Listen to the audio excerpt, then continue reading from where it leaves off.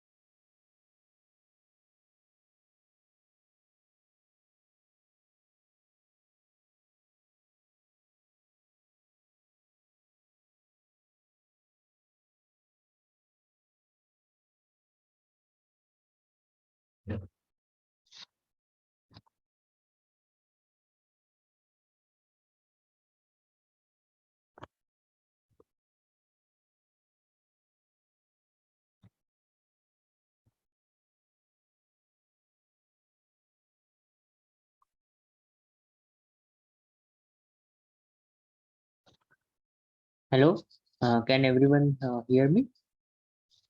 Can you please confirm?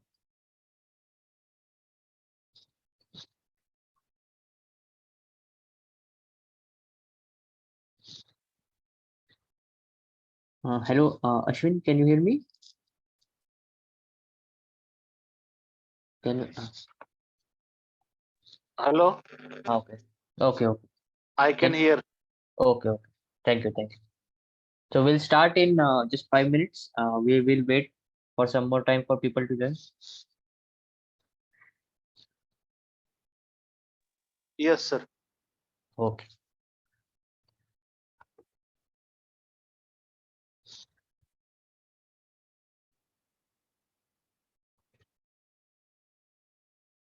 You can screen my screen also, right? Screen is visible. Visible, right? Yes, Okay. I am unmuting because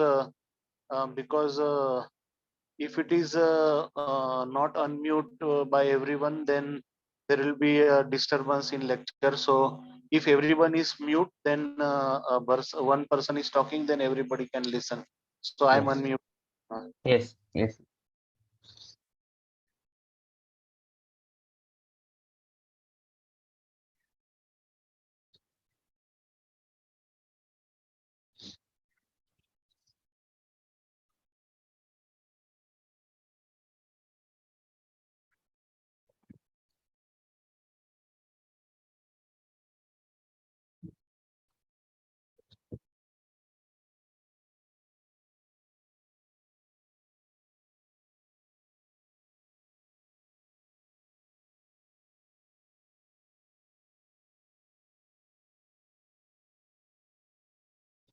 So we'll wait 2 more minutes and we will then start.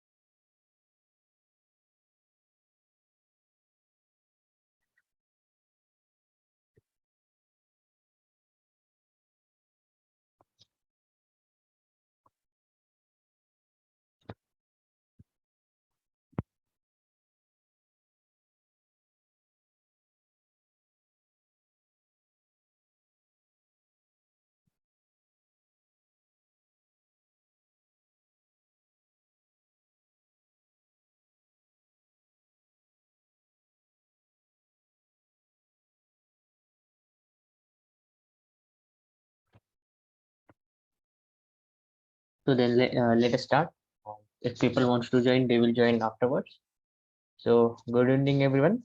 So my name is Mr. Bharat. So I am a doctoral student at Chemical Engineering Department of IIT Kanpur, and I am also the PMRFTA for this course, for this NPTEL course of Thermodynamics of Fluid Phase Equilibria, taught by Professor J.N.K. Singh at the Department of Chemical Engineering at Kanpur. So today we will start. So I hope you have gone through the week 0 and week 1 assignment and all the lectures as well. And at the end, I will ask. So first, I will take some sample problems, and at the end, I will ask if you have any questions or doubt, and then we can discuss them at length. So the first, so we are going to discuss the week 1 questions, sample problems. So the first question which we are going to discuss is, which among the following is an intensive property? So we have 4 options present here, and out of these 4 options, one option is the correct option. So it's a single MCQ type of question in which only one question, one option is correct. So the first question is, which amongst the following is not, remember, it's not an intensive property. That means we do not want a property, we want a property which is not an intensive. So first, let us understand what is an intensive property. So when we say property, there are 2 types of properties. So one is the intensive property and the other is the extensive property. So intensive properties are basically the properties, thermodynamic properties, which depend on mass. Those are the extensive properties, and the properties which do not depend on mass are called as intensive properties, right? So here what we are asked is not an intensive property. That means we want an extensive property, right? So this is a tricky question in which instead of asking straight away which of the following is an extensive property, the question is a twisted one in which the examiner asking not an intensive property. So that means we need an extensive property. So does anybody of you want to guess what would be the answer?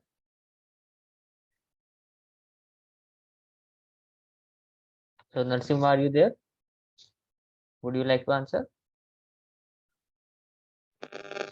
Hello. Okay, Ashwin. Intensive is independent. Yes, Okay. intensive is independent, right? So mass is independent. Okay. Yes, This density is also independent, yes, and pressure is also independent. yes. Specific is divided by quantity. So specific will also not be dependent. So all are independent. So So you think none of the option is correct, right? all four are not dependent on this one uh, mass. All Okay, four all four are independent of mass. yes. So okay. So Narsimha, would you like to answer? Okay. So Ashwin, so remember, it is not an intensive property. That means we want an extensive property, right? That means the property which depends on mass. So specific heat capacity, it doesn't matter. Let's say, for example, we have either 1 kg of water or half kg of water. The specific heat capacity, that means, wait. So that means the CP of water is going to be 4.18 kilojoule per kg, right? At some temperature, at room temperature, right? So this doesn't depend whether it's 1 kg of water or half kg of water or whatever kg of water, right? So this does not depend on mass, right? Similarly, density of water, whether it's 1 kg or half kg, it does not depend on mass. That means, okay, so we want an extensive property, that means which depends on mass, right? So this does not depend on mass, this also does not depend on mass. Similar is the case with pressure. So we have, let's say we have a container. In this, let's say we have some half kg of air or 1 kg of air. It doesn't matter what is the amount, it is the pressure is always going to be whatever the value. So this is also not an this also doesn't depend on mass, but mass depends on itself, right? That is why the answer is, this is an intensive property, this is an intensive property, this is an intensive property, but this is an extensive property, right? Because it is, mass is dependent on mass itself. Yes, yes, yeah. Right? So that is why the, you can see the this is a tricky question that in which the examiner has given first answer only correct. So you think that all of them are wrong. So it's a tricky question. Okay. So anybody has any doubt? So the answer is A.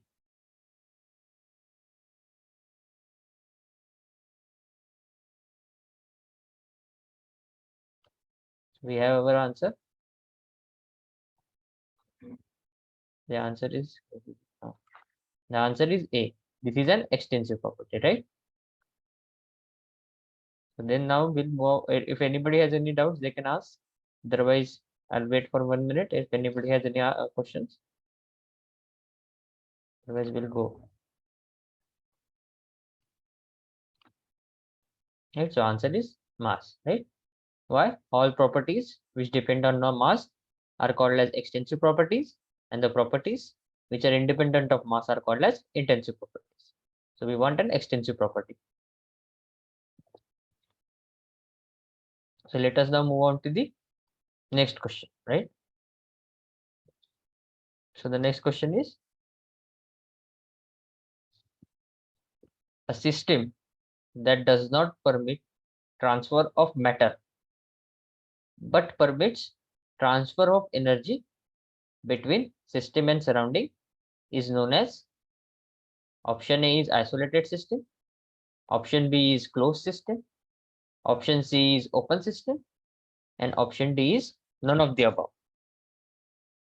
So if anybody wants to answer it, anybody wants to try?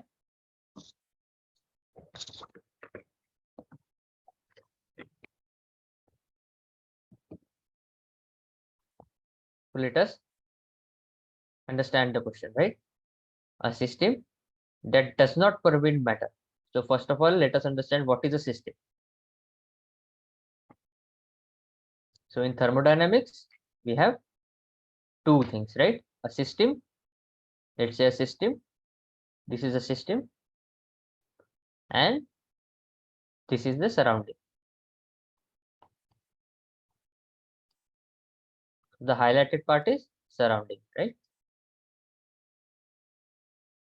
So system plus surrounding equal to universe.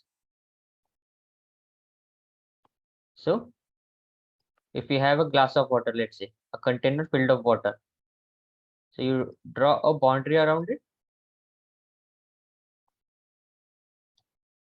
and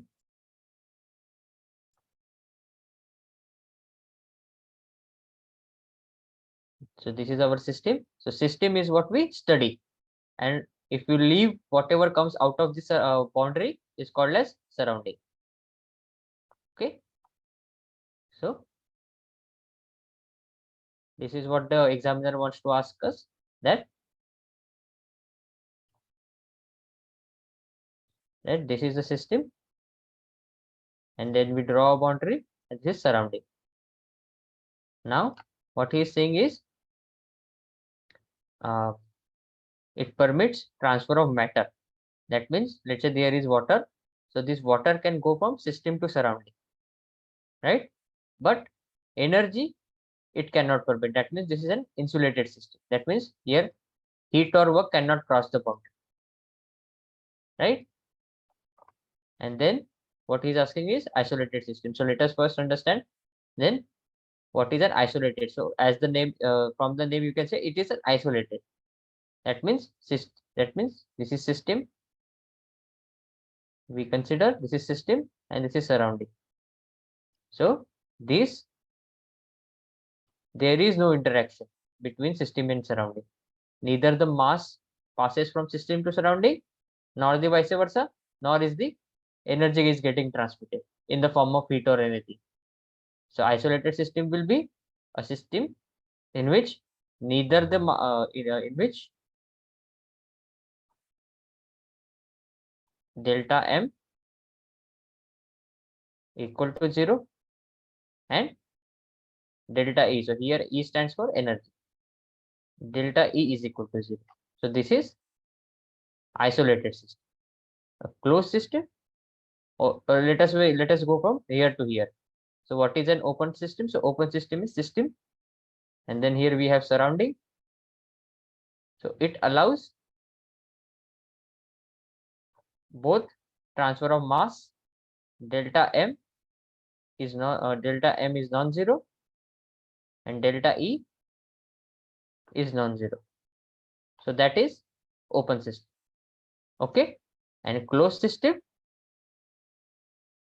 it allows delta m is equal to 0 for closed system, but delta E is non-zero, right? That means, in short, what we can say is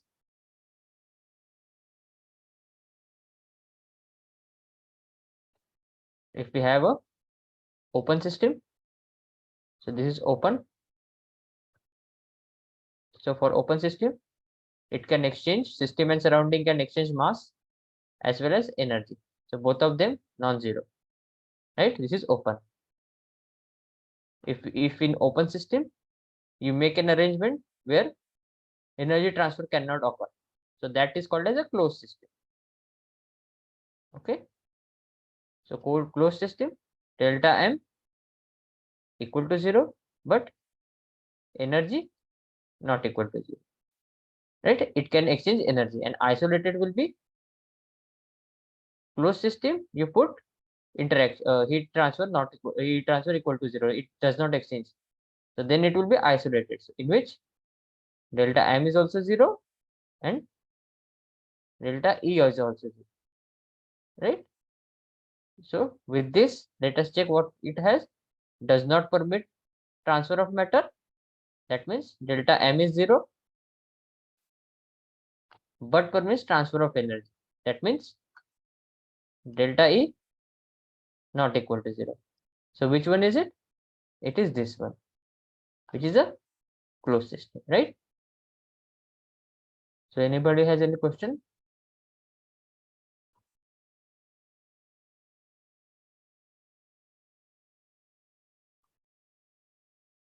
Okay. So when the system does not allow mass energy to exchange, the boundary surrounding the system is called as a dithermal bond, right? Dithermal boundary. So that will come afterwards. So it's an additional information. So our answer is closed system, right? So anybody has any questions? I will wait for 1 minute. Then if nobody has, we'll go for the next question. Okay. So answer is closed system. A closed system permits transfer of matter. So matter here means mass between system and surrounding, but flow of heat is not allowed. Okay. So next question which we have a system that permits transfer of both matter as well as energy between system and surrounding is known as. So anybody would like to try? Just now I told.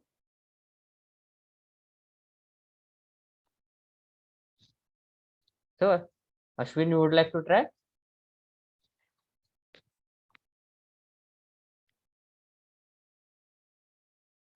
Okay. So what we have is that permits both the transfer of matter. That means delta m not equal to 0, delta E not equal to 0, right? So which system will it be? Will it be an isolated system? Will it be a closed system, or will it be open system. It will be a open system, right?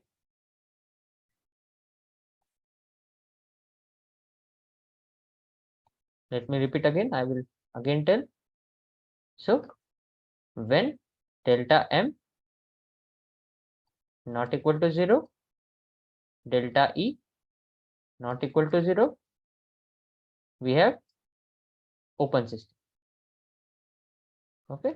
When delta M equal to 0, delta E not equal to 0, we have a,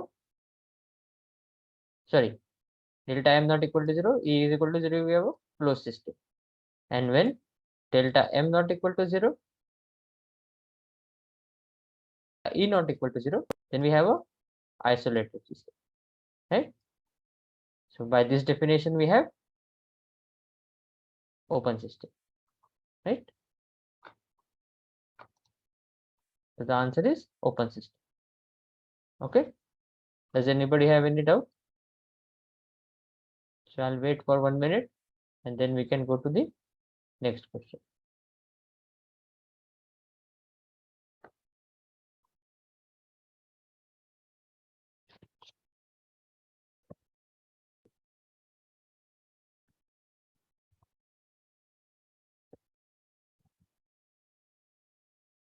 So let us go to the next question, right?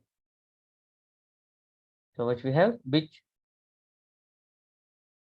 among the following when in operation is an example of an isolated system, right? Isolated means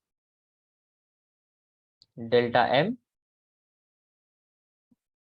equal to 0. There is delta M equal to 0 and delta E is also equal to 0, right? So kettle boiler. So in kettle boiler, what we have? We input the heat into it, right? We have a kettle in which we have water. So we heat it, right? So that means delta E is not equal to 0. That means this is not an isolated system. Thermoplast. So what we have thermoplast is like this, and we put water and it is closed. So it, for this, delta M is equal to 0 as well as delta E is equal to 0. So this can be a isolated system. But let us not stop here. Let us go. So kettle will be delta M equal to 0, delta E not equal to 0. That means kettle will be a closed system. This is the isolated system. Frying pan. So in frying pan, what we have is both delta M not equal to 0, delta E not equal to 0. So this is an example of an open system. Air condition. So air condition is also not an isolated system. That means only the correct option is option B, which is thermoplast, which can also be obvious because we use thermoplast to, let's say, keep our hot water. Thermoplast is there, we put in hot water and it stays hot for a large amount of time, right? That means energy transfer is 0. So that is basically, even if you don't have the concept, you don't know the concept, you should be able to answer it, right? Energy loss is 0. So is the mass loss. So correct answer is thermoplast, right? Thermoplast. So anybody has any question? So I will wait for 1 minute. And if anybody has any question, they can ask. Otherwise, we'll go to the next question.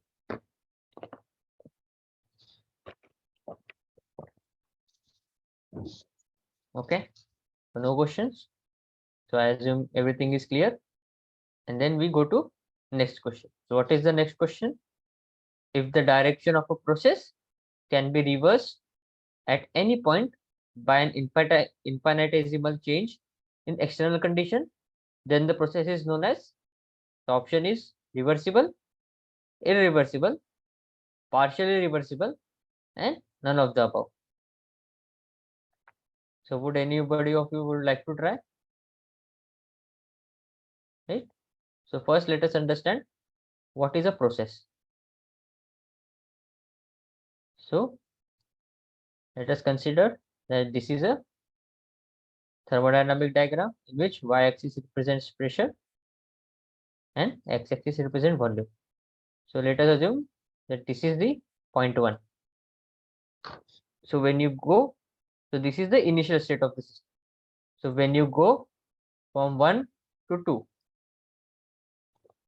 so this is initial, this is final position, right? And the direction of the process is like this. So when system goes from certain setup, so here pressure will be P1, volume is V1, so here it will be P2, V2, right? So when system changes its position from an initial state, so when a system changes its position from an initial state to final state, so this phenomenon is called as a process, right? Thermodynamic process. Okay, and then comes types of the process, right? The process can be divided into two types. So one is reversible, one is another is irreversible. So what is a reversible process? So reversible process is a process.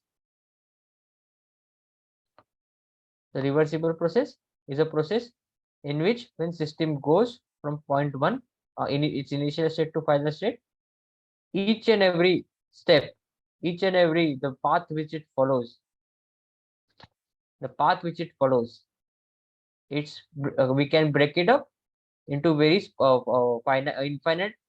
infinitely very slow process. So that would be a reversible process. So each and every step of the reversible process is quasi state equilibrium. That means if we go from here to here, we are able to go from backwards also. At any step, the process can be reversed, right? So what it is saying is, so this is a reversible process. An irreversible process would be a process which happens very fast. So like for example, you have a hot water. Let's say you have a hot water. Let's say at temperature equal to 90 degree, 90 degree centigrade. So you put this water into a surrounding or in the ambient temperature in which T ambient is 10 degree centigrade. So spontaneously it will transfer from hot body to cold body. That means it's an irreversible. It will be an irreversible process because it is happening spontaneously. So all spontaneous processes are irreversible, whereas very slow processes are all the spontaneous processes are irreversible, whereas slow processes are reversible, right? So here what the examiner is asking us is if the direction of the process can be reversed, right? At any point by an infinitesimal change in an external condition, then the process is, like I said, reversible processes, we can change the direction. So as it is an infinitely small process, infinitely slow process and can be reversed, so the answer will be, you guessed it right, reversible process, right? So very slow processes, infinitesimal slow process are called as reversible, whereas spontaneous processes are called as irreversible, right? So anybody has any question?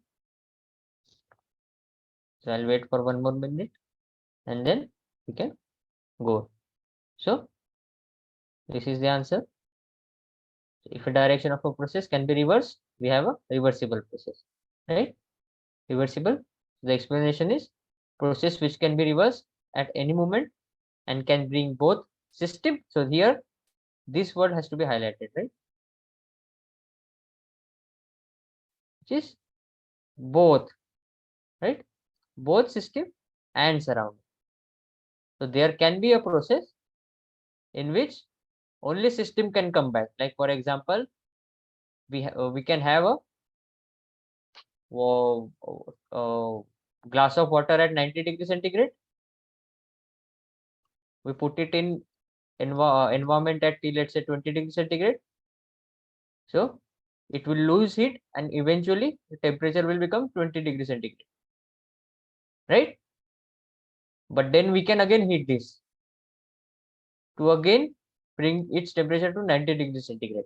So we can have a process in which system again comes to its initial position, but the surrounding would have changed.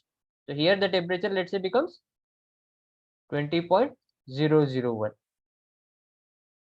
So that is why this both is very important. This is a process which brings both system and surrounding to its initial position. Then and then only we call that process as a reversible process. Okay. So anybody has any question? Otherwise, there can be a process in which only system can come back to initial position, and then in that case we will not call it as a reversible. We'll call it as a irreversible. Right? Anybody has any question? So then we'll start with the next question. So what is the question? So the property whose value in a prescribed state is independent of previous history of the system, right, is known as which? Okay, so first let us understand what is a thermodynamic property, right? Property independent of the history. So let's say you have a container which has air in it, right? And we say it is a temperature, let's say 20 degrees centigrade, pressure equal to 1 atmosphere, and volume, let's say, is 1 meter cube. So as soon as we say that these three properties are fixed, we define the state of the system. Now we do not care what was the state of the system before this, right? That means this completely described our system. This set of properties completely describe our system. So such quantities is called as a property, right? So another mm, what I can say, another characteristics of properties, we can write a complete differential of a property. So let's say M is a thermodynamic property, which is a function of x and y, right? So we can say this is equals to del m by del x. So these are partial derivatives at constant y, dx plus del m by del y at constant x dy.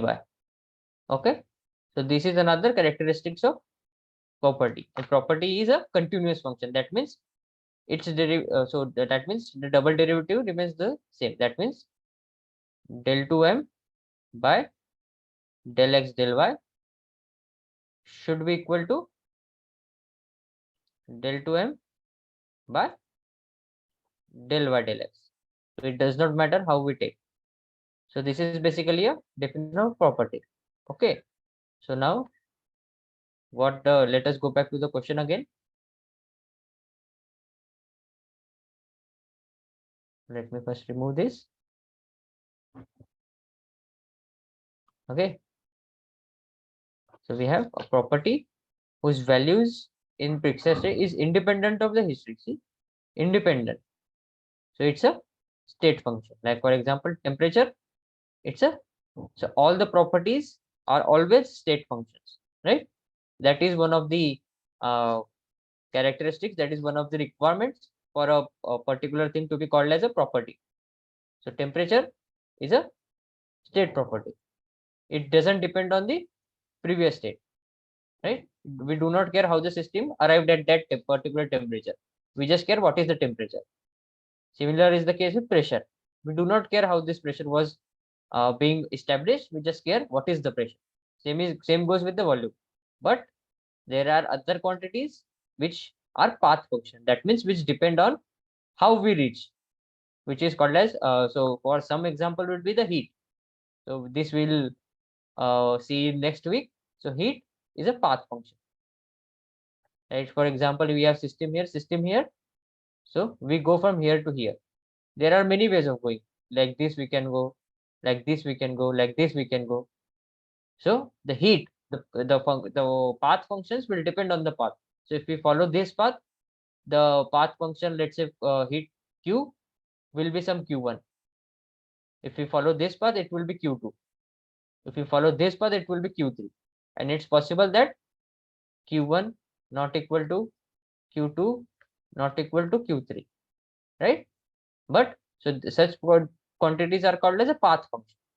But a state function, like for temperature, so irrespective whether we follow this path or this path or this path or this path, so that state function will have the same value here. Here it will be T2, that's a T1. So property whose value is in prescribed state is independent. So this word is very important. Independent of previous history of the system. These are state functions.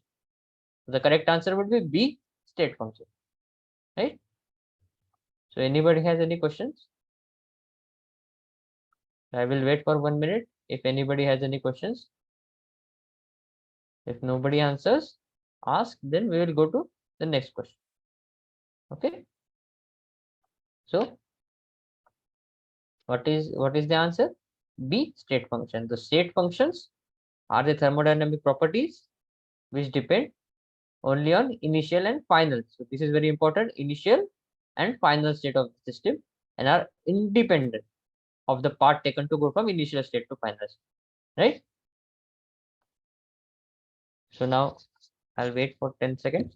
If anybody has any questions, they can ask.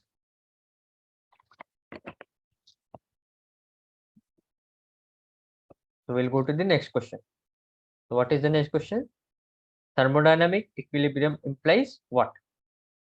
Thermal equilibrium, mechanical equilibrium, or chemical equilibrium, or all of the above. So we know that thermodynamic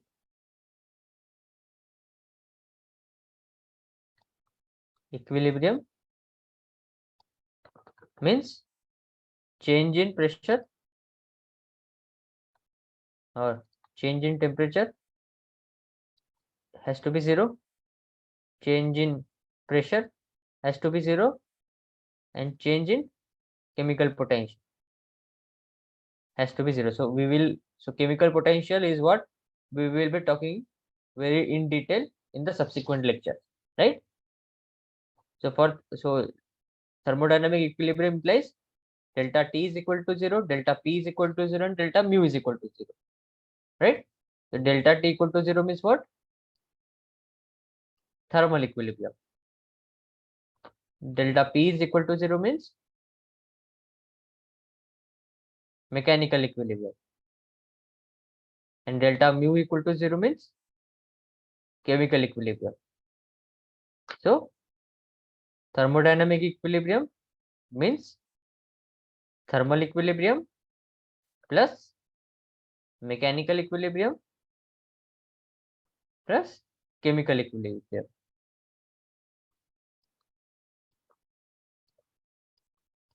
Right? That means it is A plus B plus C.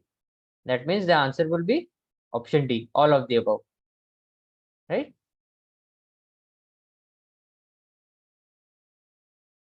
So the answer would be all of the above. Right?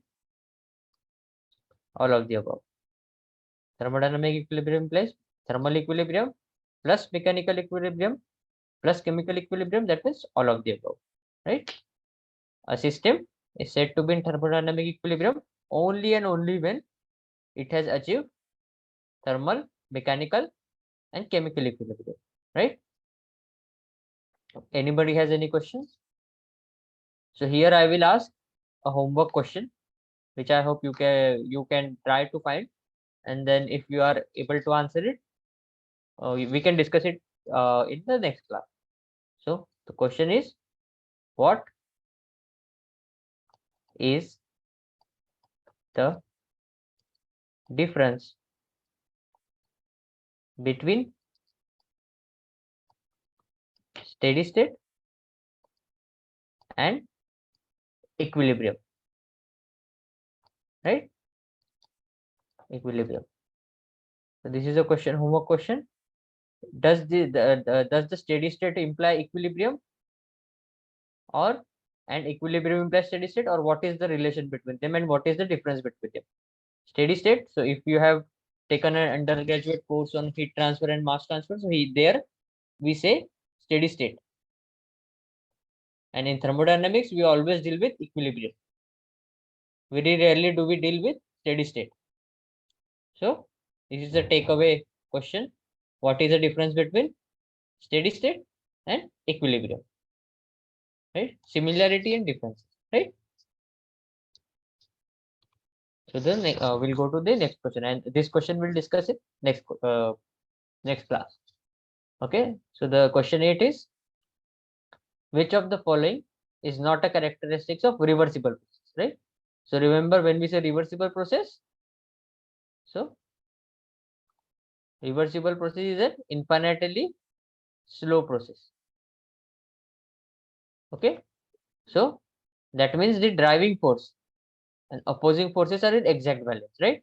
And as it is a very slow, this condition is correct, right? Which of the following is not? That means this is a characteristics of steady reversible process, because only when the difference in the, let's say this is the block and we are trying to displace it using this force F, and there is no opposing force, and this mass is m, so it will move very fast with an acceleration F a is equal to F by m.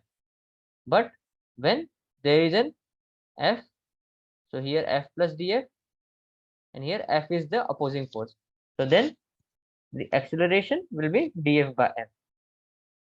So that means if there is only slight pressure, slight change in the force, then we can say it's a reversible process. So this is a characteristics of reversible process. Friction, turbulence, and other dissipating effects are absent. So this is also characteristics of reversible process. Takes an infinite amount of time for its completion. As it's a very slow process, reversible process, it will take infinite amount of time. That means all A, B, C are the characteristics of reversible process. And we are asked, remember, we are asked not. So this is again a tricky question. So which of the following is not a characteristic? But we say A, B, C, all are characteristics. That means answer is none of the above. All the options A, B, C are the characteristics of reversible process. Okay. Anybody has any question? We'll wait for 1 minute. See, none of the above. So correct answer is none of the above.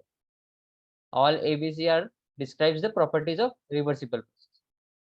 Okay. So this is a now next question is quite an interesting one. Internal energy change. Okay. So what is internal energy?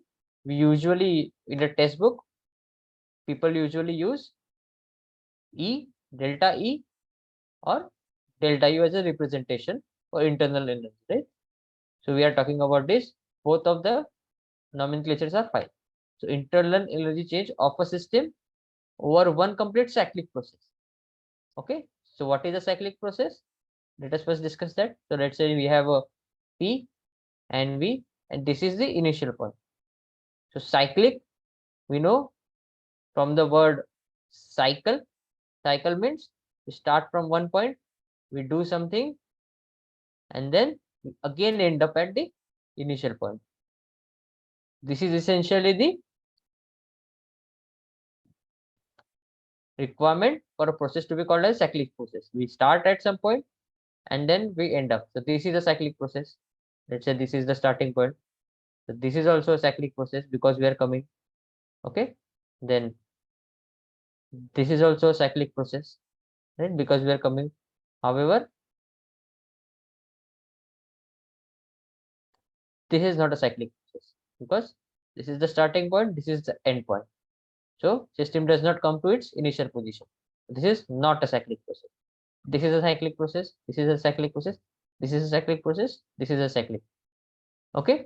And when all the steps, so additional information which I am giving is, so a cyclic process can be of two types. It's a reversible cycle or it could be irreversible cycle. So like for example, if we take this way, it's a cyclic process because system is coming back to initial position and we can break down this process into 3 steps. So this is, let's say, 1, 2, 3, 1. So 1 to 2, this is a one process. So cyclic process. So this is one process. 2 to 3, it's another process, and 3 to 1, again another process.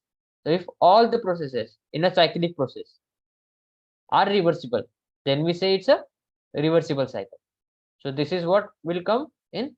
We will see later that Carnot heat engine, right? So that we will see in subsequent lectures, that cyclic process, when all the processes inside it are cyclic, are reversible, we call it a reversible cyclic process. And if at least any one, let's say for example 1 to 2 is irreversible, whereas 2, 3 and 3, 1 are reversible. This is irreversible, this is reversible, this is reversible. So then the whole cycle becomes irreversible. But if all are reversible, the whole cycle becomes reversible. Okay. So now let us go back to the question. So the question is internal energy change of a cycle over one complete cyclic process. So as we know that internal energy, so here comes the first law, that internal energy is equal to delta E is equal to delta Q plus minus delta W, depends on what convention you are using. So as system is coming back to its initial position, the delta E, which is a state function, right? So state function depends only on initial and only on the current state. So as, let's say for example, when it is starting, its internal energy is E1, and when it comes back to its initial position, again its energy is E1. So change will be 0, right? So internal energy change of a system over one complete cyclic process. The cyclic process is very important. So the correct answer is 0, because internal energy is a state function, which depends state function, which depends only on initial and final state. Okay. So anybody has any question? So let us first remove. Okay.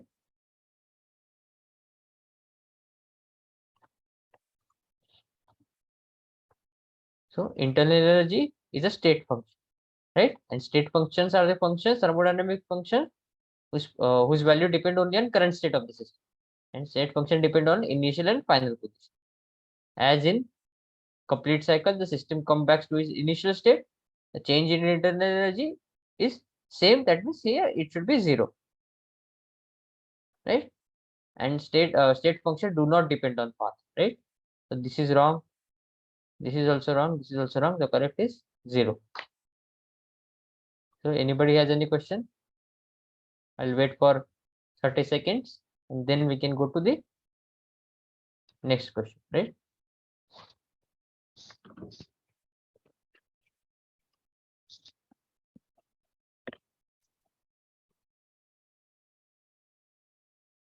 So we'll go to the next question. So the first law of thermodynamics is nothing but law of conservation of what? Momentum? No. Mass? No. Energy? Yes. Okay. So first law of thermodynamics is energy. So let us understand. I will discuss all the laws of thermodynamics. So how many laws of thermodynamics are there? There are 4 laws of thermodynamics. 0th law, first law, second law, and third law. So 0th law, what does it say? That if system A is in equilibrium with system B and system B is in equilibrium with system C, so that means A and C are in equilibrium. Okay, what is first law? So what is this? So this essentially tells us that if A and B are in equilibrium and B and C are equilibrium, that means there has to be a property which we now know as a temperature, which is Ta equal to Tb is equal to Tc. Okay, so basically, zeroth law of thermodynamics tells us that there is property. Basically, it gives us the definition of temperature. That means when A and B are in equilibrium, B and C are in equilibrium, there has to be something which is common in between all of these three things. Eventually we found out that that something which is common is called as a temperature, and then we can say that temperature of A equal to temperature of B equal to temperature of C. Okay, what does first law of thermodynamics say? So the expression is delta E is equal to delta Q plus minus delta W. So first law of thermodynamics basically tells us that energy, heat transfer and work done both are form of energy only. Okay, but it does not tell us that how much amount of work can be converted. So basically it tells us that work and heat are interconvertible such that delta E remains the same. Okay, however, it does not tell us that how much amount of heat can be converted into work and how much amount of work can be converted into heat. Okay, so it tells us that heat and work are interconvertible and both are form of energy only, but the amount can we convert to full amount of heat into work or full amount of work into heat. It does not tell us that. First law does not tell us that. That is where second law will come. So second law basically defines a state function called as entropy, which is denoted as S. So basically what entropy tells us that heat is a lower grade of energy. Okay, heat is a delta E is equal to delta Q plus minus delta W. So heat is a lower form of energy, lower grade of energy. That means entire amount of work can be converted into heat. Conversion of work to heat is 100% thermodynamically possible, whereas conversion of entire amount of heat into work is thermodynamically not possible. That is why we can say that the solar cells which are present in which the sun is exerting energy in the form of heat, right? So 100, let's say the energy which is given out by sun is E. Okay, so the total entire amount of energy radiated by a sun in the form of heat, which is Q. Solar cell cannot convert 100%. We cannot have a solar cell with a 100% efficiency. Some amount of, because thermodynamic limitation is there in which it says entire amount of heat cannot be converted into work. However, work can be 100% converted into heat. So that is the second law of energy, second law of thermodynamics. And third law, what is third law? Third law tells us, basically gives us that entropy at of any substance at absolute temperature, that means 0 Kelvin or minus 273.15 Kelvin is 0. Okay, so those are the 4 laws of thermodynamics. Okay, so let us come back to the question. Okay, so let me first erase this.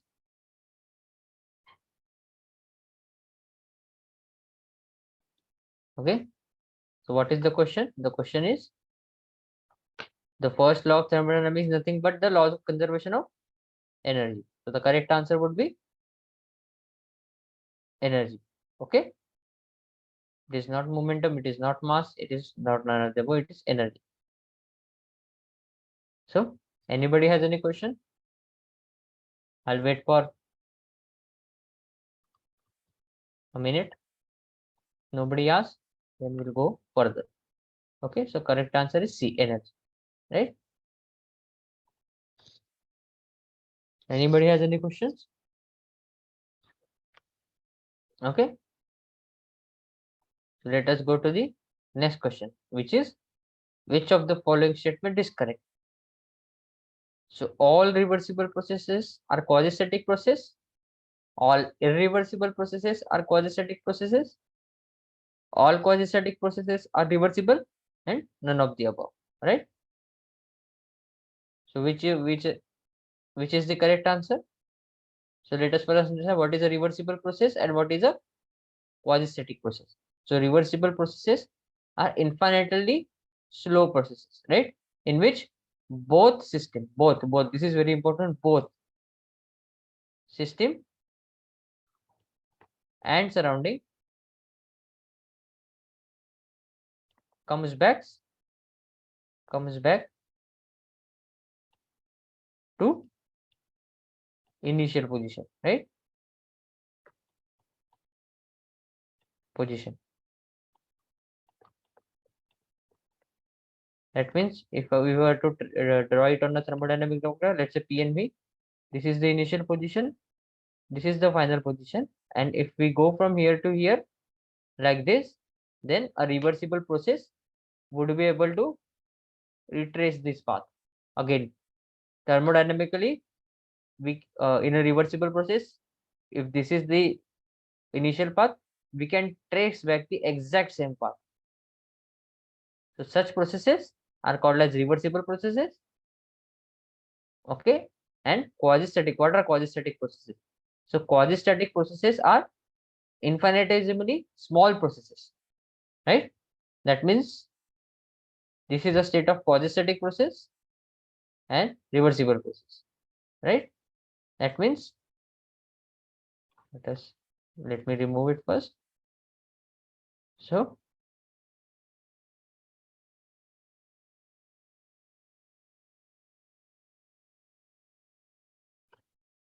okay, so this is the correct answer, right? All reversible processes are quasi-static process. That means the main criteria of a reversible process is that it should be the infinitesimally small process, and quasi-static processes are the infinitesimally small process, right? That means hence we can say all reversible processes are quasi-static process. However, all quasi-static processes are not reversible. That means are not reversible. That means we can have a quasi-static process that is a extremely slow process, but it can be a irreversible as well. Okay, so all reversible processes are quasi-static process. However, the reverse, the converse is not. Okay. Okay. Quasi-static processes involve entropy generation, which are irreversible. Hence, all quasi-static processes are not reversible. However, reversible processes are quasi-static processes. Hence, option A is correct. So, if anybody has any question, they can ask. Else, we'll go forward.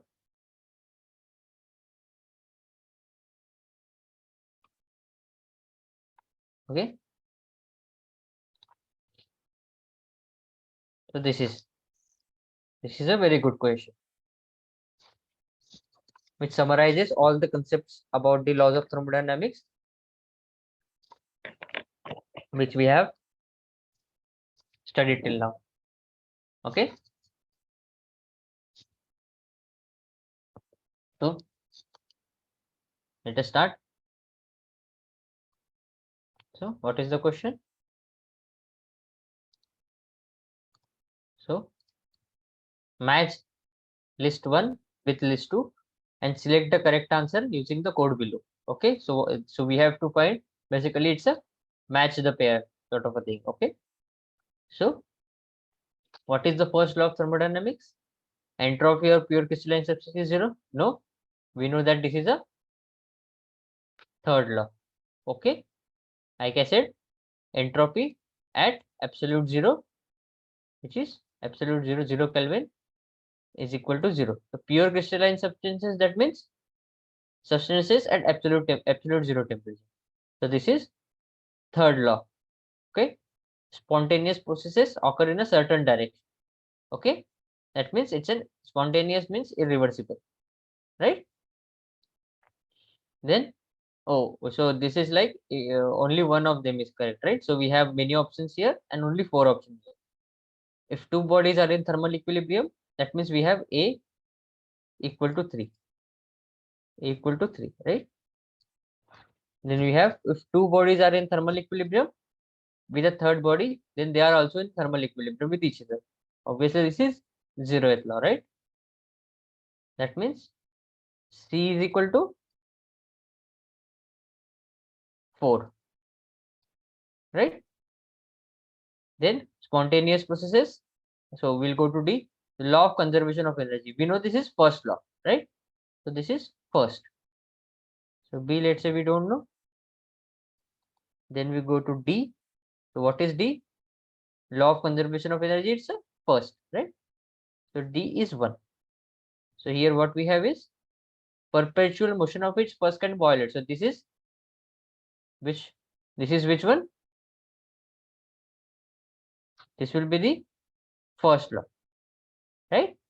Because first law what we have, delta E delta Q plus minus delta W, right? So let me first erase this. Okay.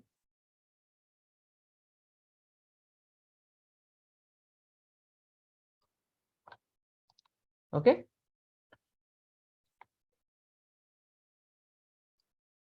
So what is E?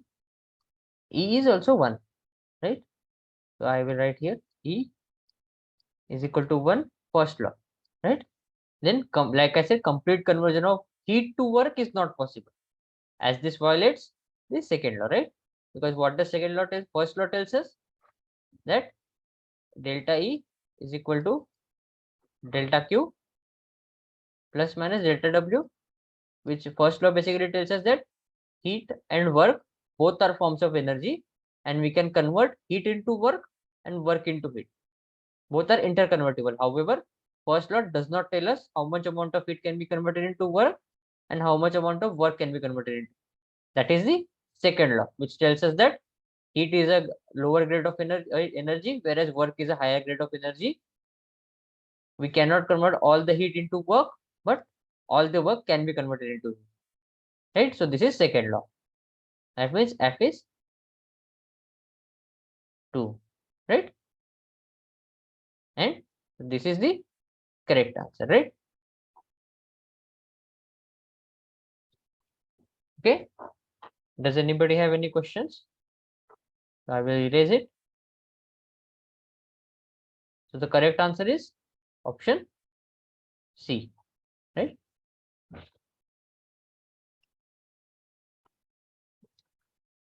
What we have is option C. What is the explanation? The entries of list 1 are definitions of entries of list. So this is basically, these are, so there are many definitions of each law of thermodynamics. Okay. So we have option C. Okay. Option C is the correct answer.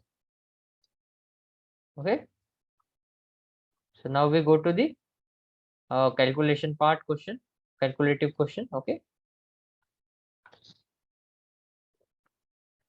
What is the question? A system while undergoing a cycle. Okay. Cycle, that means it should come back to its initial position. So here you see A, B, C, D back to A. So this is indeed a cyclic process, and it has the values of heat and work transfers as given in the table. What we need to do is find the power developed. Okay. So to understand, so we have this. Let's say this is some P, this is some V. This is the starting point A. So let's say it is going from A to B this way, B to C like this. This is point C. This is, let's say, point D, and it is coming back to its initial process, right? And so here, like I said, Q and W both are part dependent. So here Q is positive, W is positive. Okay. Here B to C, Q is negative, W is positive. Then C to D, it's negative, negative, and D to A is 75 and 0. Okay. And we are asked the power, right? We are asked what is power. So power will be what? Change in work, right? Which will be 474 plus 474 plus 0 of, so delta W will be what? So let me first erase it. So power is equal to delta W, and delta W will be what? WAB delta plus delta WBC plus delta W C to D plus delta W D2A. So which is plus 474 plus 0 plus minus 180, okay, plus 0, okay, which is how much? Which is equal to, I am writing here 474 minus 180. Remember the unit. The unit is kilojoule per minute. Okay. Let me remove this.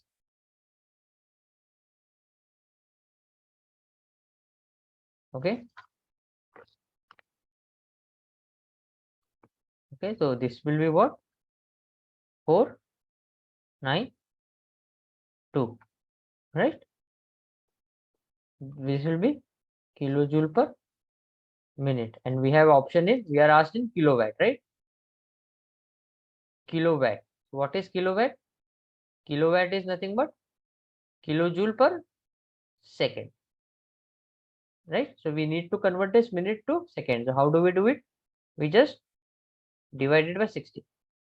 This will be kilojoule per second, okay, which corresponds to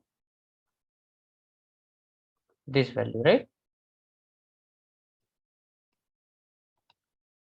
Okay, 4.9 kilowatt. Okay. So here you can see, let me first remove this.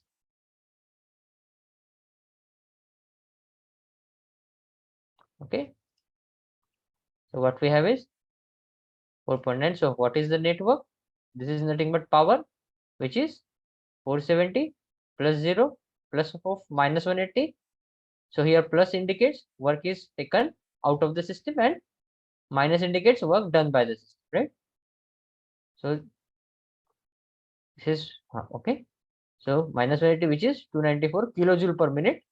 But as we are asked in kilowatt, we divide it by 60 and we get kilojoule per second, which is nothing but kilowatt. So W is missing here. It should be kilowatt. Okay, 4.9. Okay. Does anybody has any question? So we'll wait for 1 minute.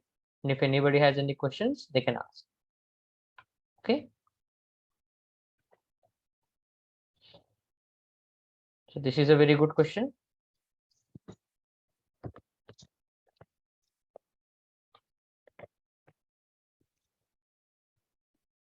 Okay, so we'll go to the next question. So here what we have is TV diagram for the heating process of water. Okay, so it's a pure component water. Okay, and it's a TV process. Okay, TV diagram. So here we have temperature in degree Celsius and volume, some unit. Okay, meter cube, let's say. And initially it's at this point, then it goes to 0.2, it's 0.3. So here P equal to 1 means throughout this process the pressure remains same. And what are we asked? Let me remove it. So we are asked match the following. Okay, let us put like this. Okay, so what is the 1 to 2 path? What is this part where whether it's a saturated vapor or vapor liquid mixture or compressed liquid? 2 to 3 and 3 to 4. So here let us consider there are two ways of solving it. One is that you know the PV curve of a pure substance, right? As this is a pure water, so one would be that you know that it's a pure water and you know the TV diagram, okay, like this, and then you can clearly say what this is. The other way is, which is a more logical way, which I am going to tell. Okay. So here, let us consider this is some, we don't know what it is. Yeah, it's it's either liquid water or vapor water, we don't. But what is happening here is you are increasing the temperature. Okay. So as you are increasing the temperature, the volume is increasing, right? That means, let's say, for example, you have water at T is equal to 20 degrees centigrade, right? So you heat it to 30 degrees centigrade. Okay. So what is going to happen? Let's say if it's with the pressure constant, right? Because it's a isobar. Okay. So pressure is going to remain constant. So with constant pressure, you heat water. So what is going to, let's say this is V1, this is V2. Obviously, V2 will be greater than V1, right? Basically, volume, as you are increasing the temperature, the volume is also increasing linearly. Okay. So then you heat it 30 degree, 40 degree, 50 degree, let's say 90 degree, and then you reach 99 degree, and then you reach 100 degree. So this is the point of 100 degrees, right? And this is, let's say, 20 degrees. So this is okay. So then after you heat, the temperature remains constant. The volume, okay, the temperature remains constant when volume is increasing. So this represents the phase transition. That means all the amounts. So this is a coexistence curve in which there is a liquid also and vapor also. What is happening when we go from here to here is the amount of liquid is decreasing and amount of vapor is increasing. So it's a two phase system. And then at point 3, so let's say, for example, here 90% is liquid, 10% is vapor. Here 50% is liquid, 50% is vapor. Here 60% is vapor, 40% is liquid. Here 90% is vapor and 10% is liquid. And here at point 3, all the liquid has been converted into vapor. Okay. So this is a phase transition. So this is L plus V. And afterwards, only slight increase in temperature, volume increases. That means this is the vapor. Okay. So this is pure liquid. This is liquid plus vapor. And this is pure vapor. Okay. So 1 to 2, liquid only. 2 to 3, liquid plus vapor. And 3 to 4, only vapor. Okay. So let us check the options now, whether we have it. So let me first erase it. Okay. So actually this is there is a correction in the question. This should not be water, because for water the temperature will be, this will occur like this. Okay. So this is not water, is some other liquid. Okay. So now let us go to the questions. Okay. So this is what we have, right? Okay. So this is what we hypothesize. And okay. So 1 to 2 has to be compressed liquid, right? Only liquid. So this should be 3. 2 to 3 is liquid plus vapor, right? That means 2. And 3 to 4 is saturated vapor. Okay. So which of this is? This is not the correct one. 3 to 1. This is also not the correct one. This is the correct one. This is not the correct one. The correct answer is option C, right? So this is what we have concluded from normal thing. And then the other way is, you know, the TV diagram. Okay. So this is temperature. TV diagram of substance is general. This is generalized TV diagram. Okay. So this region is a compressed liquid. This is saturated liquid. Okay. So this curve which joins all these points is saturated liquid curve. So this point is a critical point. So critical point is the point at which there is no distinction between vapor and liquid, vapor phase and liquid phase. Okay. And these are the saturated vapor liquid line. So here we have liquid plus vapor. Okay. This locus of all these points, this is a saturated vapor line, and So here we have a complete vapor, and once we go in here, we have a superheated. So there are two ways. So below, if you draw a line like this, okay, okay. So this is the boundary between these two. So anything below this, in the right of this line and below this line, so this region is superheated vapor region, and the region above it is the fluid region. Okay, ideal gas out. Okay. So from this also we can say that this is the saturated liquid, liquid plus vapor, and this is only vapor. Okay. So anybody has any question? We'll wait for 1 minute. Okay.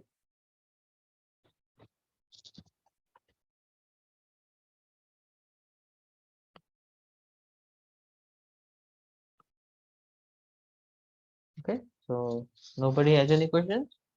Then we'll go to the next question. Okay. So which is the next question? Which of the following statement is correct? So this is, we have already, similar question we have already done. Okay. Which of the following is all reversible processes are quasi-static process? Is this true? Or all irreversible processes are quasi-static? Is this true? Or all quasi-static processes are reversible? So remember once again that reversible processes are the process in which both system and surrounding come back to its initial position. Okay, and that is possible only in an infinitesimally small slow process. Infinitely slow process.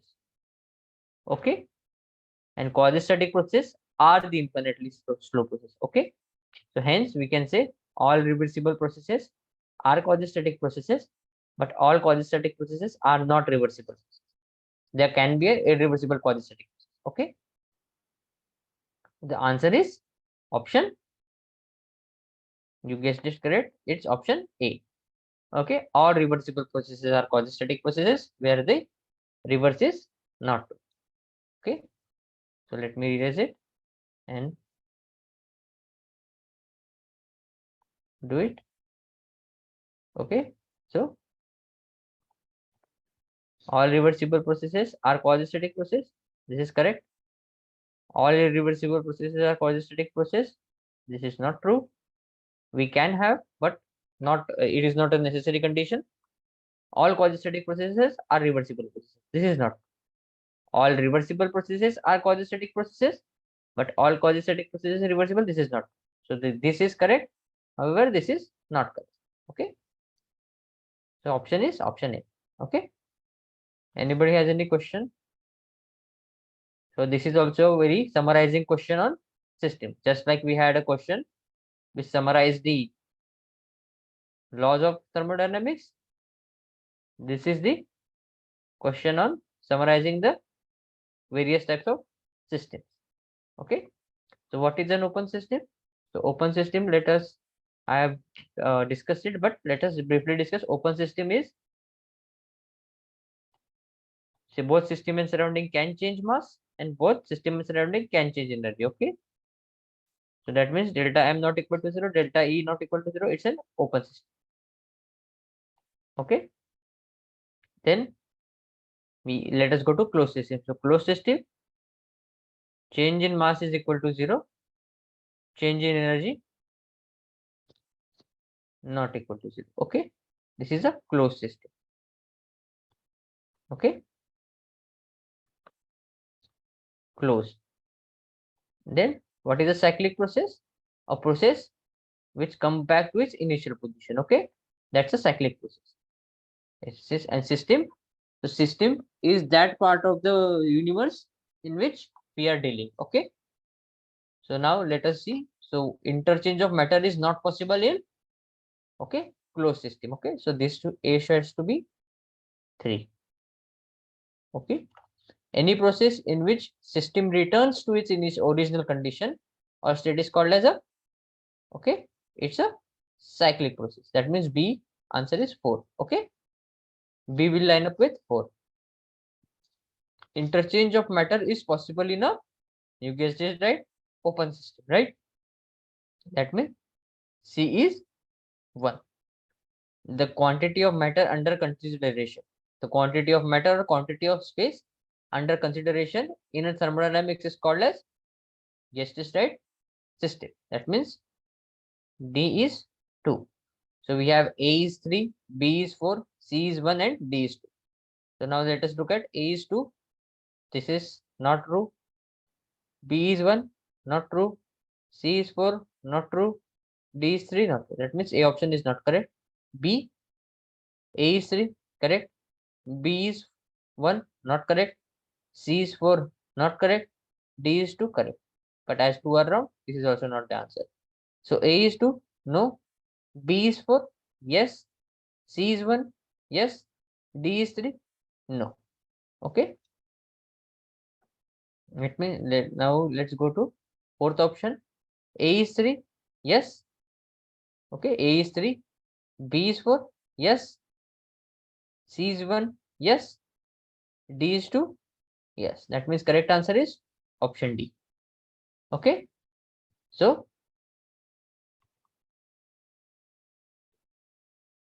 okay. So let us look at here. What explanation we have is, okay.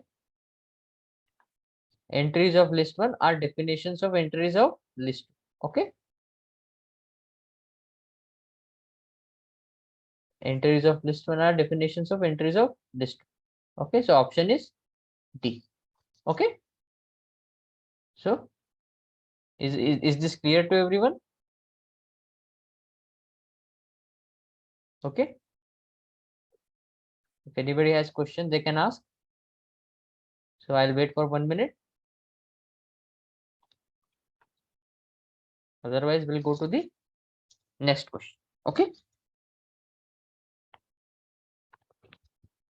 So I'll wait 1 minute.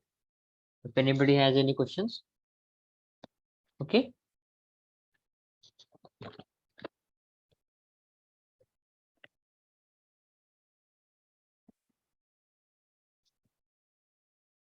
Nobody has any questions. So then let us go back to the next question. So what is the next question? The question number 16. Okay. So ice is kept in a well insulated thermal flask. Okay. So well insulated, that means delta E is change in energies, sorry, delta Q.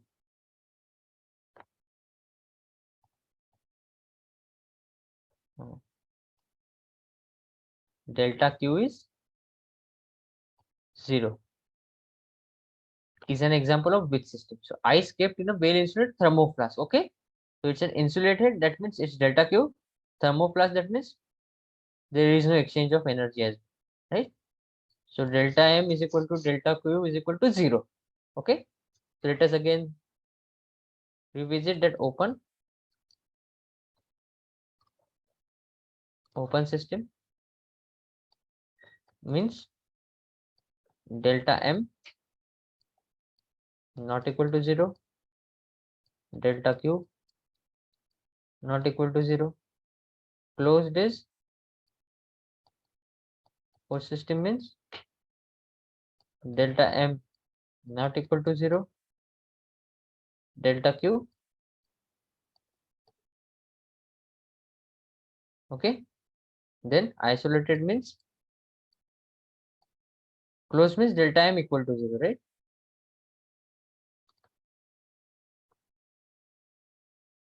Delta M equal to 0, delta Q not equal to 0.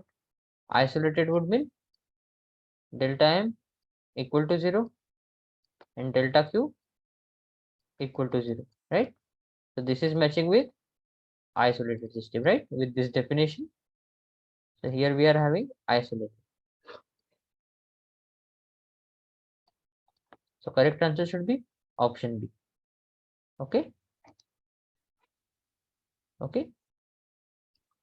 Let me remove it.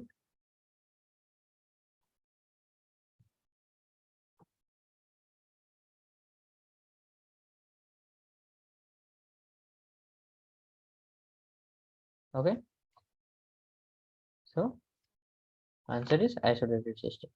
Okay, answer is option B. So what is an isolated? In which there is no interaction between system and surrounding. That means delta Q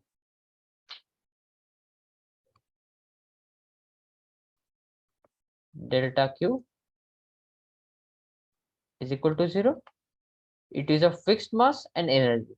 That means delta M also equal to 0 and delta Q is also equal to 0.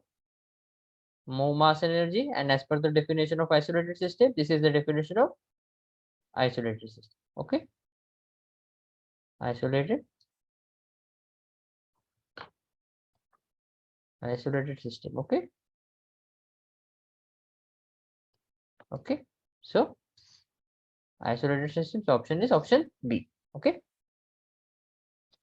So anybody has any question? I will wait for 1 minute.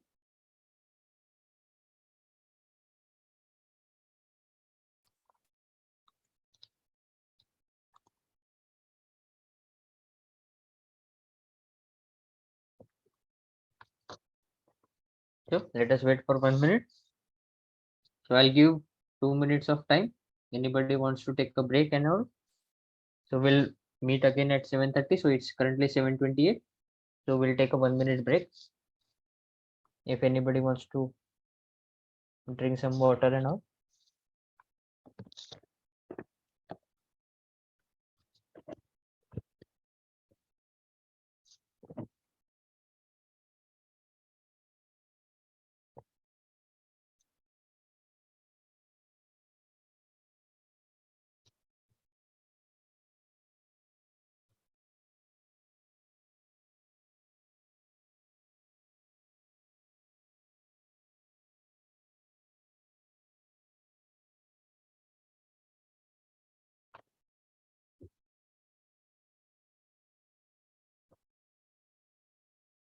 Okay.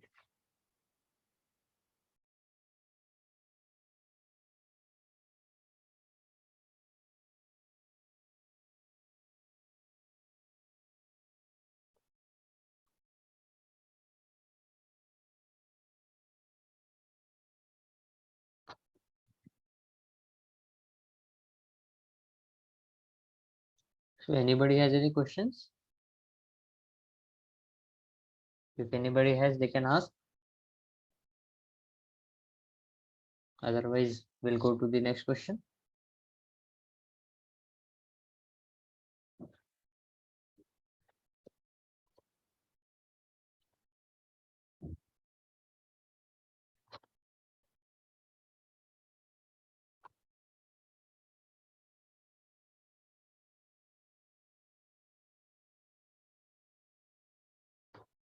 Okay. So we'll wait for 1 more minute, and then we'll start at 7:31.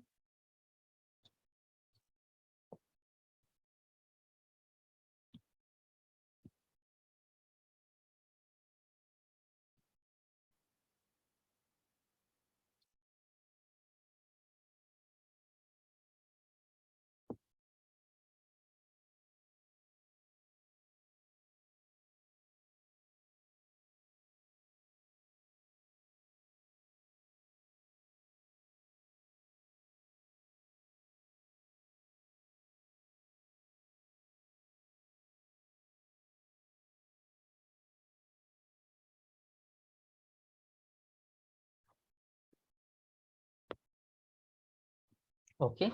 Let us start with the next question. Question number 17. Okay. What is the question? Let us first read the question. The question is, a gas is contained in a cylinder. So we have a cylinder. Okay. And there is gas. A gas is contained in a cylinder is compressed. So here we have a piston like this. And then we are applying some pressure. It's a PEXT. and it has been compressed. So after applying pressure, what we have is like this. Okay, PEXT. So volume has decreased. Okay, is compressed. The work required for the compression. The work required for compression. So work of compression. Let's say W comp is equal to 5000 kilojoule. Okay, what required for compression is, so it's a during the process heat interaction of 200. So delta Q heat interaction, delta W is this, delta W is 2000. Okay, remember here we are not taking the we are not taking any sign convention. We are just, like, you can say, let W mod of W is this, mod of Q is this, and it causes the surrounding to be heated, right? So this has to be remembered, the surrounding is being heated. So what we have to do is we have to find a change in the internal energy of the gas. Okay, so here what we will invoke is, we will invoke the first law of thermodynamics, right? So what is that? The first law of thermodynamics tells us that change in the internal energy is equal to change in the work done plus minus delta Q, right? So when I say plus minus, so this basically means what kind of sign convention we are using. Depending on sign convention, we can have delta E is equal to delta W plus delta Q, or we can have delta E is equal to delta W minus delta Q. So it all depends on what sign conventions are we using on W and Q. Okay, these are the options. So let us go and check the solution. Okay, what is the answer? So I'll give you, so before doing this, so I've given you, so I'll give you 3 minutes of time, 3 to 4 minutes of time to find the option. Okay, find the answer. Okay, so remember, gas is contained in a cylinder and work required is 5,000. So delta comp is equal to 5,000. Delta U is equal to 2,000. So this is absolute work. Okay, it's a absolute quantities, and then examiner has also asked the surrounding is heated. That means heat is lost by the system. 2,000 kilojoule of heat is lost by the system and it is going into surrounding. Okay, and then the examiner asking is what is the change in the internal energy of gas. Okay, what is the change in the internal energy of gas, not the change in the internal energy of the surrounding, but change in the internal energy of gas. Okay, so option A is 7,000 kilojoule. So minus 7,000, minus 3,000, plus 3,000, and plus 7,000. So here, as you can see, option A and option D are same, only there is a difference of sign, right? So you have to take into consideration of this thing. So first law is delta is equal to delta W plus delta Q plus minus, depends on what sign convention we are using. Depending on that, we can have delta E is equal to delta W plus delta Q or delta W minus delta. Okay, so I'll give you 3 minutes of time. You can try to answer it. Okay, is question clear to everybody? Anybody wants, anybody who, for whom the question is not clear? Okay, so take your time. I'm giving you 3 to 4 minutes.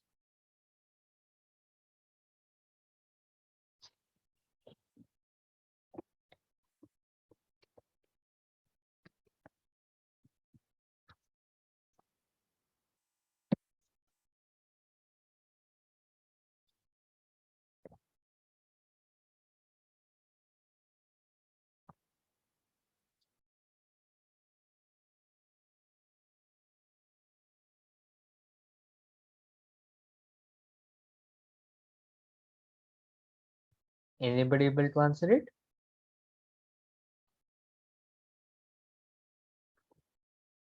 Anybody has any questions? Question is clear to everyone, right?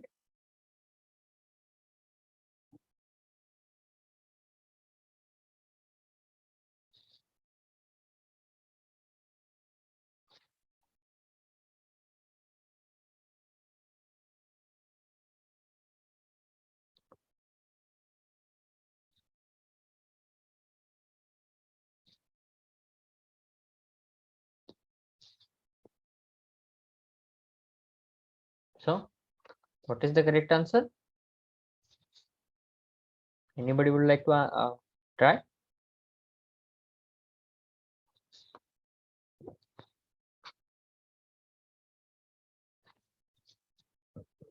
So I will give you a hint.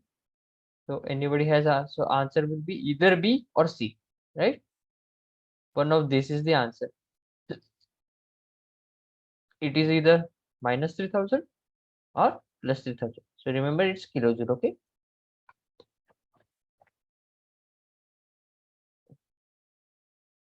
So that means it will be 5 or 5000 minus 2000 or 2000 minus 5000. So this is the hint which I am giving you.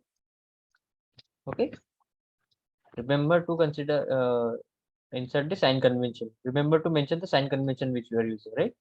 Whether you are using this or this, irrespective of what you are using, if you are using the correct sign convention, the answer will be the same. Okay. It cannot happen that by using this sign convention you are getting plus 3000 and by this you are getting minus 3000 or vice versa. If using both of these formula, you should be able to get the same answer. If you are not, then that means your conventions are wrong. So I'll give you 2 minutes to check it. Okay.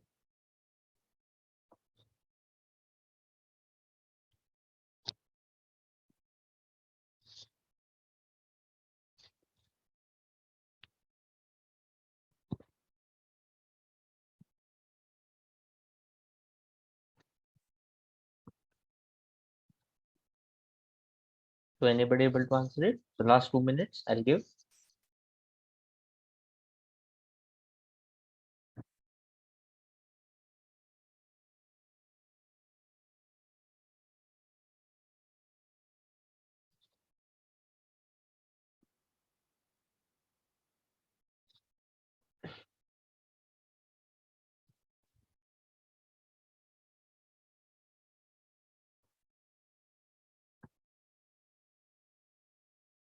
So anybody wants to answer it? Anybody would like to try? Last minute remaining.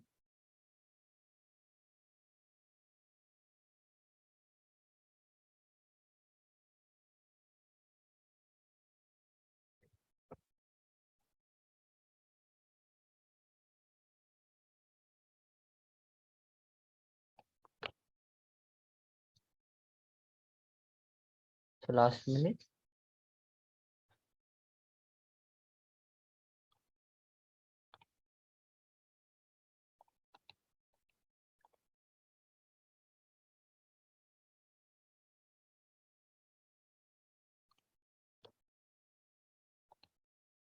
Okay.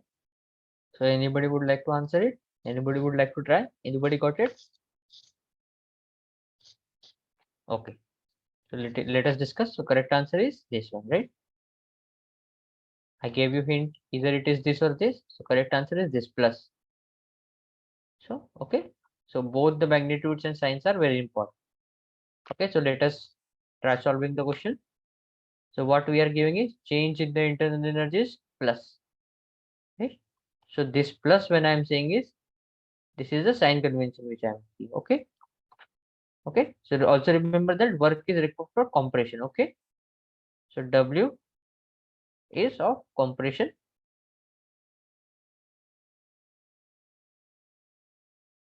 Okay. So this is one thing which has to be noted. And the other thing is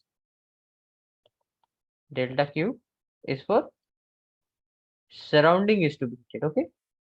That means heat. That means heat lost by the system, right? Yes. Heat is lost by, or heat is lost by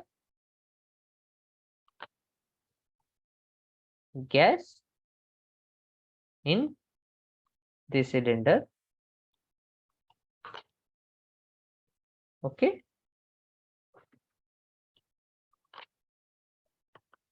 Okay, that means heat has been transferred from system to surrounding. Okay, this has to be kept in mind. Okay, so given is what? Work of compression. Okay, change in internal energy is plus 300.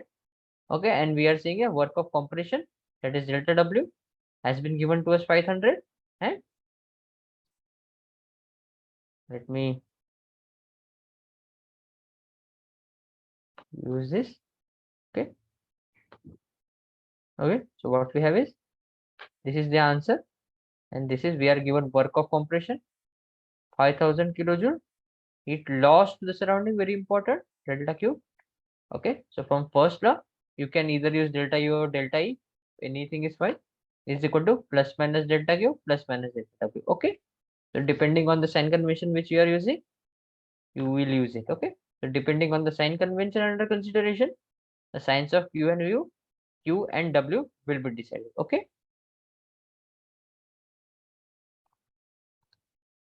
so let us go down. So what we have in here is, let us, okay, so what is going to be our convention is, heat added to the system what we are going to take as positive, and work added to the system, which is nothing but work of compression, is what we are going to take positive. So these are our sign convention, which is heat added to the system is positive and work of compression is positive. So as per our convention, W is what? W of compression. That means W of compression is positive. That means delta W we are going to take as plus 5000, right? Okay, and heat added to the system. Are we adding heat to the system? No, heat is being taken out of the system, right? Here you can check what we have is, causes the surrounding to be heated. That means heat is lost from the system. That means it is taken out of the system. Okay, that means heat is going to be negative, right? It is going to be negative. That means delta Q is minus 2000. Okay, minus 2000. Okay, this is unit of both is kilojoule, and here also kilojoule. Okay, so now we put it, delta U is equal to, so our Q is positive, that means plus delta W, and then plus of minus delta Q, right? That means it is 5000 minus 2000, right? Which is plus 3000, right? Plus 3000 kilojoule, right? Okay, so I will remove it. Okay, okay, I will remove it.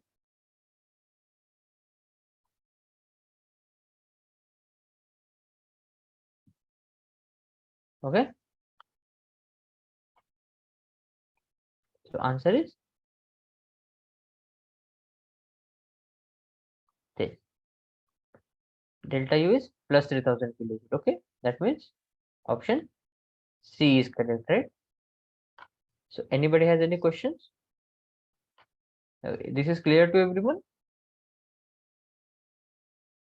Okay, so remember, this is the first law, and we can have both things can be positive. Remember to take convention into, right? So this is the convention which is followed in most of the textbook, and we are going to also follow this convention. Okay, so as long as you use this formula of first law and you are able to give correct convention, we will have correct answer, right? 3000 kilojoule, option C. Okay, anybody has any question? No? So I will wait 1 minute if anybody has any question. Otherwise, then we'll go to the next question. Okay.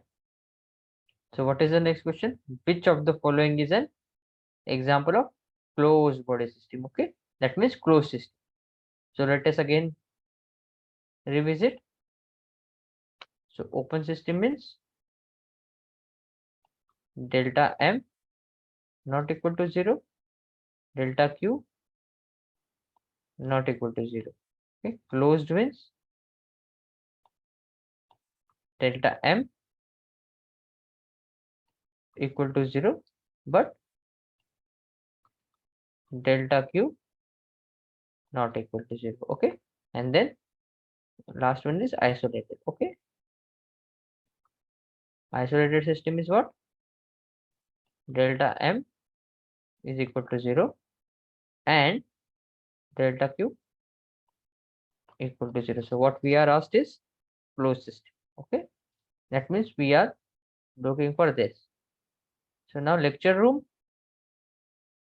for clearly for lecture room, mass transfer is possible. Same is the delta Q is also not equal to 0. That means this is a open system. So this is not what we want. Human body, obviously mass transfer can also possible in delta Q is also not equal to 0. Okay, this is an example of open system. So car engine, can change. So for car engine, delta M is equal to 0, not equal to 0, and delta Q also not equal to 0, right? That means this is also not a closed system, right? This is also not a closed. So universe, so we have system plus surrounding is equal to universe, right? So with universe, what we can say? So let me write it here. So for universe, it cannot exchange mass with the surrounding. So delta M is equal to 0. Similarly, delta Q is equal. That means universe is an isolated system, right? But what we want is a closed system. So it appears that none of the options are correct. However, that is not. If you look closely at the definition of closed system and isolated system, you will find that closed system is a subset of isolated system, right? That's why all closed system we can say are isolated. That means option 4 is correct, right? Is this clear to everyone? So let us look at the explanation also. So, okay. So let me first remove this. Okay.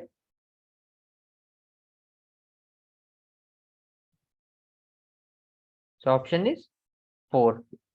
Right? Universe.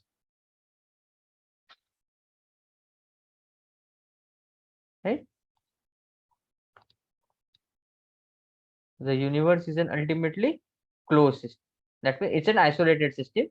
Nothing can enter it or nothing can leave it.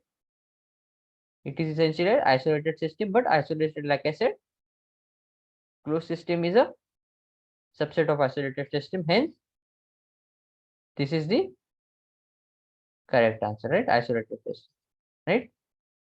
This is a very tricky question, right? It appears that the question is wrong and none of the answers are correct, but however, that is not okay. The answer is option 4, universe. So anybody has any questions? Okay. So I'll wait 1 minute. If anybody has any questions. If no, then we'll go to the next question. Okay. So we'll go to the next question, which is question 19, which is the second last question of today. Okay. So in a state of thermodynamic equilibrium, so this similar question I have already taken it. So let us understand what is thermodynamic equilibrium. That means it is thermodynamic dynamic equilibrium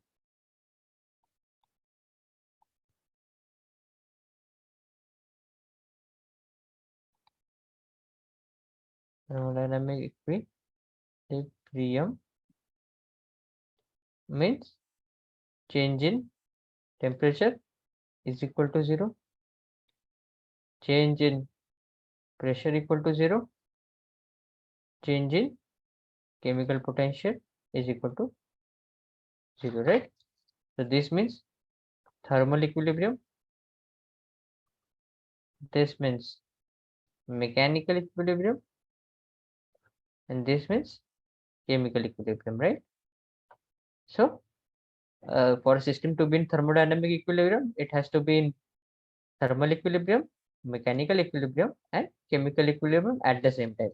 So now let us look at the options. So this has to be one, option 2, option 3, and option 4. Okay. A system is in thermal and mechanical equilibrium. Okay. So this is not the correct answer because nothing has been mentioned about chemical equilibrium, right? System is in, also option 2 is system is in thermal and chemical equilibrium. This is also not correct because nothing has been mentioned about mechanical equilibrium. So system is in, so option 3 is system is in chemical and mechanical equilibrium simultaneously. So this is also not correct because nothing has been mentioned of thermal equilibrium. So let us go to option 4. So system is in thermal, chemical, and mechanical equilibrium simultaneously. Okay, so this simultaneously is important, and thermal as well as chemical as well as mechanical equilibrium, like we mentioned. So this satisfies the definition, and hence option 4 is correct. So the answer of option or question number 19 is option 4. A system has to be, when a system is in both all thermal, chemical, and mechanical equilibrium simultaneously, then we say that system is in thermodynamic. That is essentially the definition. Okay. So anybody has any question, they can ask. Okay. So I'll give 1 minute, 2 minutes for anybody to ask the question. Okay. Otherwise, then we'll go to the next question. First, let us understand. So option is option 4, which is this one. A system is in thermal, chemical, and mechanical equilibrium simultaneously. Okay. And for a state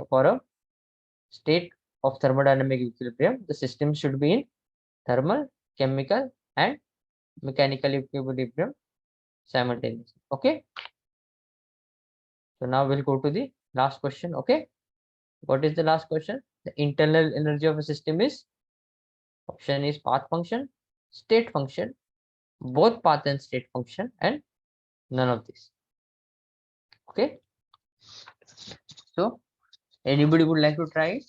I'll give you 1 minute to try it. Remember, internal energy. Okay, it's an internal energy.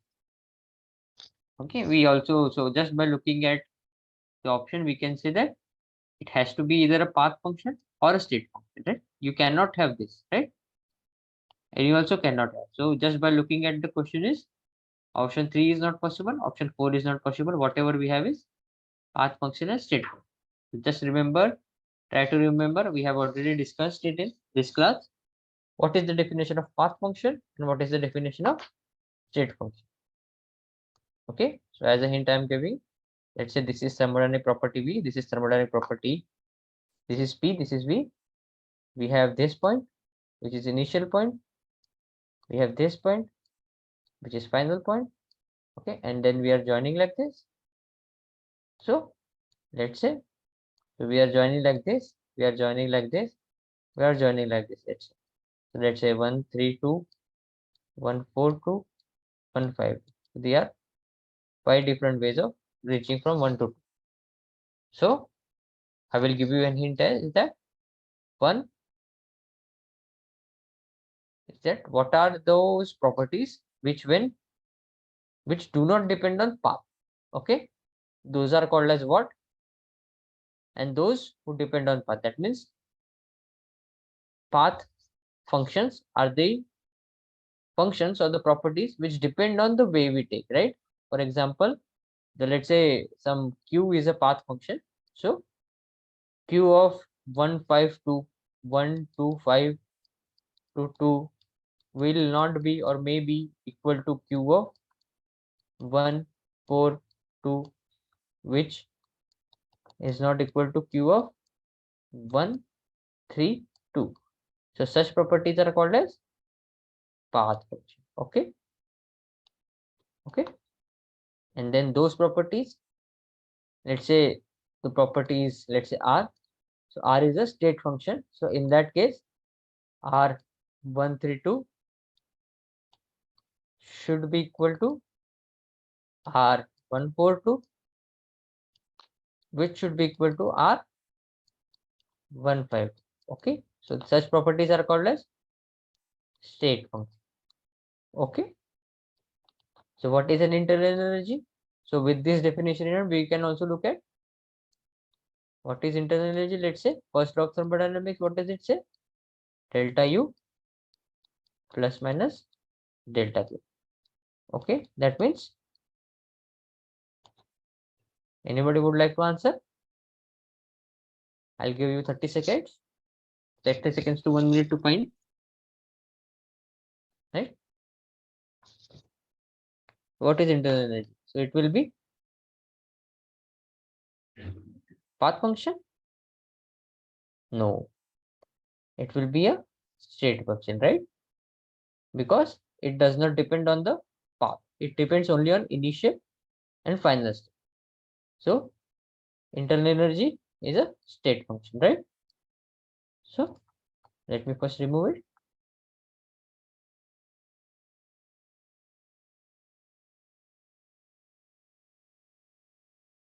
So what is the answer of question number 20? It's going to be, right? It's a state function. Option is 2, right? Right? What is it? State function, right? So the internal energy is a state function. It only depends on initial and final state of the system, right? Irrespective of its form, right? So I hope everybody enjoyed this question, and if anybody has any questions, they can ask now. Okay. So I'll wait for 1 minute. If anybody has any question, and then we'll go close this session. And I thank you all to attend for attending this session, and I hope you have able to learn something from it. Your knowledge has increased, and your doubts have been clarified. If you have any questions, okay. So those who do not have any questions, they can leave, and those who have any question, they can either unmute themselves and ask, or if they want to ask on chat, they can also do that. Okay. Right.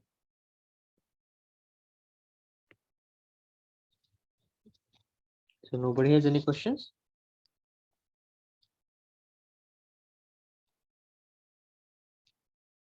Okay. Anybody has any questions? Okay. So nobody has any questions. So I think we can close this session. Right. Okay. Then I will be stop sharing, and then if anybody has any question, nobody has any questions, right? So then I thank you all for attending this session, and I hope to see you again in the next section, which we will be having in next week. Okay. So thank you and good night.